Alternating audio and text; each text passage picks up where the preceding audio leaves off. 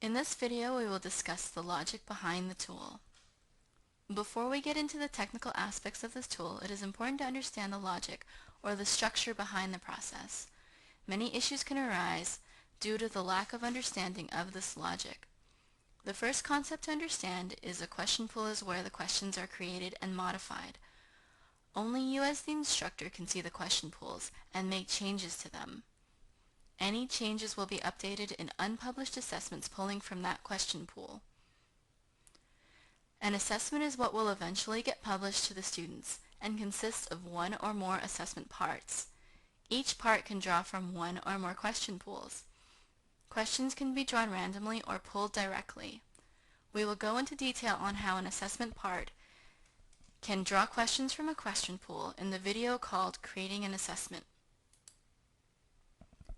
Let's go over this flowchart so you'll have a better understanding of how this process works. Note here that these steps are in order of creation. First, you'll want to create a question pool.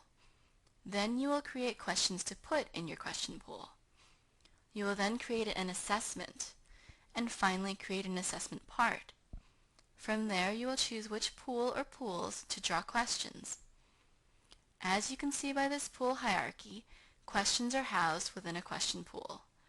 Assessment parts draw from one or more question pools, and an assessment can be made up of one or more parts.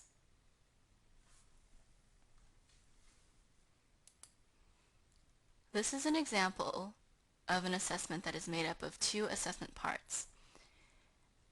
Each assessment part is pulling from two unique question pools, and each question pool has its own set of questions.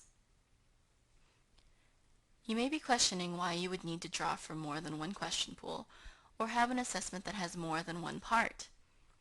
Imagine that you have multiple choice questions, each worth 1 point, while you have essay questions worth 5 points. If you are testing on 2 chapters, you may want all your Chapter 1 questions in the same part, and your Chapter 2 questions in a separate part. This diagram visually depicts how you would need to organize each element of the assessment.